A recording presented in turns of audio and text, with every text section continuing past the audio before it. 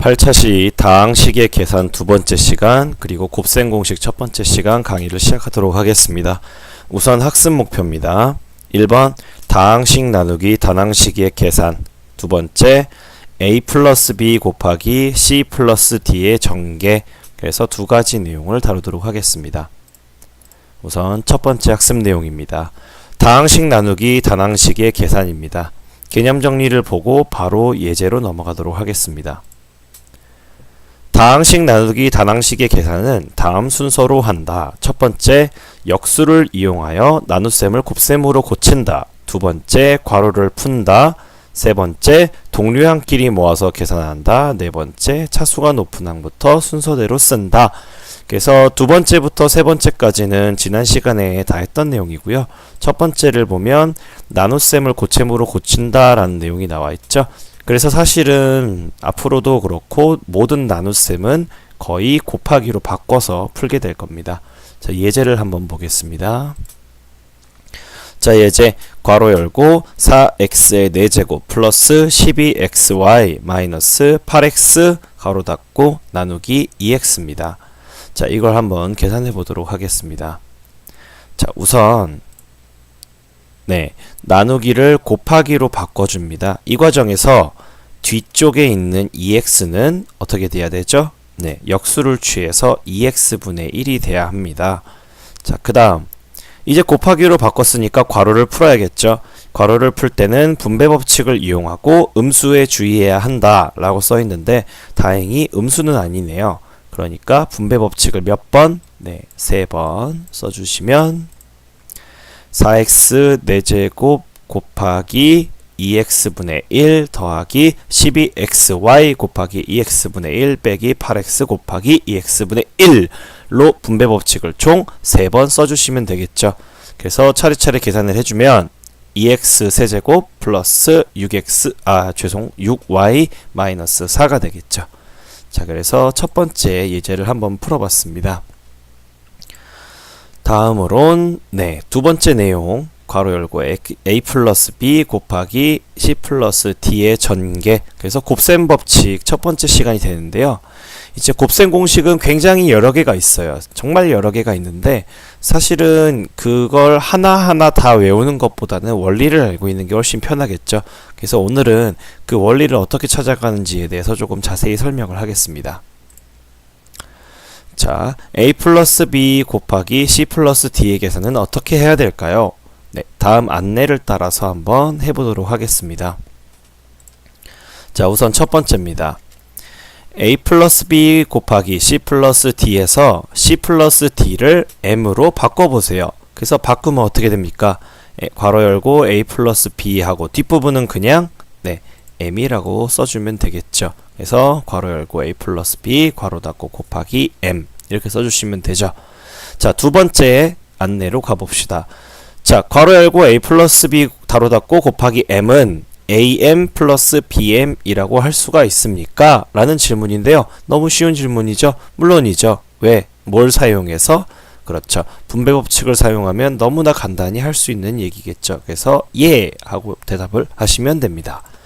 자, 이제 세 번째 a 플러스 b 곱하기 m은 am 플러스 bm의 m에 c 플러스 d를 대신 넣으세요 라고 나왔는데 어떻게 보면 당연한 얘기예요. 지금 안내 첫 번째에 보면 우리가 c 플러스 d 대신에 뭘로 바꿨어요? m으로 바꿨었죠. 이 m을 다시 c 플러스 d로 돌려놓는 과정입니다. 그래서 대신 넣어보면 a 플러스 b 곱하기 c 플러스 d는 a 곱하기 c 플러스 d 플러스 b 곱하기 c 플러스 d 이런 식으로 써줄 수가 있겠죠. 자, 이걸 왜 했느냐? 자, 이제 안내 4번입니다. 안내 3번의 결과를 봤을 때 괄호 열고 a 플러스 b 괄호 닫고 괄호 열고 c 플러스 d 괄호 닫고를 전개하면 어떻게 쓸 수 있을까요? 라는 우리의 가장 첫 질문이자 가장 마지막 해답이 되겠죠. 자, 이걸 전개하면 안내 3번을 볼게요. 안내 3번을 보면 이렇게 나와 있어요. 자, 그런데 이 왼쪽은 우리가 처음 본 거지만 이 오른쪽 부분은 우리가 계속 봐왔던 애들이에요. 그래서 얘는 어떻게 풀어줄 수 있죠? 무슨 법칙? 분배 법칙을 이용하면 풀어줄 수가 있죠. 그래서 풀어보면 a 플러스 b 곱하기 c 플러스 d는 네, 여기까지는 우리가 안내 3번에서 얻었던 결과였고 그걸 분배 법칙을 써서 풀어주면 a 곱하기 c, a 곱하기 d, b 곱하기 c, b 곱하기 d 이런 결과를 얻게 되는데요. 이걸 자세히 한번 살펴볼게요. a랑 제일 처음에 누구랑 곱했어요? a랑 c를 곱했죠. ac 그 다음에 ad 그래서 왼쪽에 있는 a랑 오른쪽에 있는 c랑 d를 전부 한 번씩 곱했죠. 그래서 하나, 둘. 그 다음에 bc, bd 하나, 둘. 그러니까 총 몇 번 곱해주면 돼요? 4번 곱해주면 되죠. 왼쪽에 있는 애랑 하나, 둘, 또 하나, 둘. 그래서 이렇게 4번을 곱해주시면 a 플러스 b 곱하기 c 플러스 d의 계산을 할 수가 있어요. 자, 그래서 이거는 결과고요. 근데 이 결과까지 오는 과정을 자세히 한번 보면 지금 맨 처음에 m으로 바꾸고 안내 2에서 이렇게 썼어요. 자, 이렇게 썼는데 이렇게 쓰는 과정에서 쓰인 법칙이 뭐예요? 분배 법칙이 한 번 쓰였죠. 네, 분배 법칙이 한 번 쓰인 다음 이제 안내 3에서 다시 원상복구 시키고요. 이 원상복구 시킨 걸 마지막에 또 어떻게 했어요? 이렇게 풀어줬는데 여기서도 무슨 법칙이 쓰였어요? 그렇죠. 분배 법칙이 쓰인 거죠. 그래서 분배 법칙이 총 몇 번 쓰인 결과예요. 분배 법칙이 총 2번 쓰인 결과예요. 그래서 이 부분도 꼭 기억을 해두시기 바랍니다. 자, 이제 방금 했던 활동을 한번 정리해 볼게요. 자, 먼저 a 플러스 b 곱하기 c 플러스 d의 전개 순서와 결과라는 내용인데 제일 처음에 어떻게 했어요? c 플러스 d를 묶고 m으로 바꿔서 분배 법칙 한번 쓰고 다시 원상복구 시키고 또 분배 법칙 썼었죠. 그래서 분배 법칙을 총 2번 사용하게 돼요. 첫 번째는 이 1번 네, c 플러스 d를 하나로 봐서 c 플러스 d를 하나로 묶어서 분배 법칙을 한번 쓴 거고요. 그 다음 두 번째는 이 c 플러스 d 부분을 각각 분배 법칙을 사용해서 최종적으로 ac 플러스 ad 플러스 bc 플러스 bd라는 결과를 얻게 된 거죠. 그래서 1번, 2번은 과정이고요. 이제 이 3번이 결과가 되는데요. a 플러스 b 곱하기 c 플러스 d는 한 번, 2번, 3번, 4번 곱한 이 결과가 된다라는 거겠죠. 자, 그래서 이 결과는요, 결과를 아시는 것도 굉장히 중요해요. 왜냐면 문제를 빨리 풀기 위해서는 결과를 알고 있는 게 중요한데, 이제 나중에 다른 곱셈 법칙들이나 이제 여러 가지 공식들 또는 계산들을 하게 될 거예요. 근데 그럴 때는 이 1번, 2번에서 했었던 분배 법칙, 이 과정을 알고 있는 게 굉장히 중요합니다. 그래서 두 가지를 다 알고 계시는 게 굉장히 중요하다고 할 수 있겠습니다. 자, 이제 마지막 예제를 두 가지 방법으로 풀어볼 거예요. 그래서 분배 법칙을 이용하는 방법, 3번의 결과를 이용하는 방법으로 풀어보면서 이 시간을 마치도록 하겠습니다. 자, 우선 분배 법칙을 이용해 볼게요. x-3 곱하기 x-2.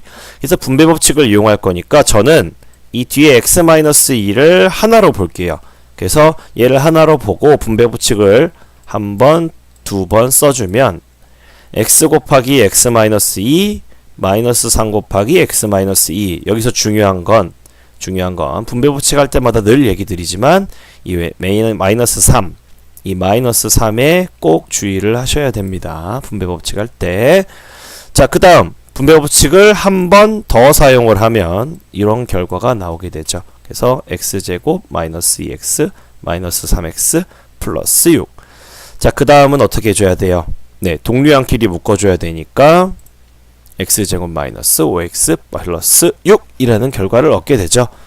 자, 이렇게 분배 법칙을 이용해서 풀어봤고요. 두 번째, 3번에서 얻은 결과, 바로 이 결과를 이용해서 문제를 한번 풀어볼 건데요. 뭐 결과는 그대로 적용을 하면 되겠죠. 그래서 곱하기 몇 번 하면 돼요? 한 번, 2번, 3번, 4번 해주면 되니까 네, x제곱 마이너스 2x 마이너스 3x 플러스 6로 곱하기를 4번 해주고, 자, 이제 동류항끼리 정리를 하면 끝. x제곱 마이너스 5x 플러스 6이라는 결과를 얻게 되죠. 상대적으로 보기는 이 결과만을 이용해서 하는 게 더 빨라요. 더 빠르고 편해 보이는데 사실은 그래요. 더 빠르고 더 편한데 이 분배 법칙을 이용하는 걸 제가 계속 강조하는 이유는 곱셈 공식이 한 개가 아니에요. 굉장히 여러 개고요. 중학교 때 배우는 곱셈 공식이 있고 고등학교 때 배우는 곱셈 공식이 또 있어요.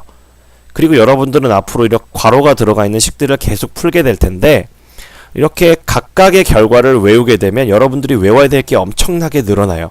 하지만 이 분배 법칙을 이용하는 과정을 알고 계시면 공식이 생각 안 날 때도 그때그때 분배 법칙을 이용해서 풀 수가 있겠죠. 그래서 부디 두 가지를 다 알고 계시길 부탁드립니다. 자, 그래서 오늘 수업은 여기까지입니다. 다음 시간은 9차시 곱셈 공식 두 번째 시간을 가지게 될 거고요. 동영상 시청 확인 숙제는 51페이지, 52페이지에 예제 4번, 5번을 노트에 풀어오시면 되겠습니다. 네, 모두 수고하셨습니다.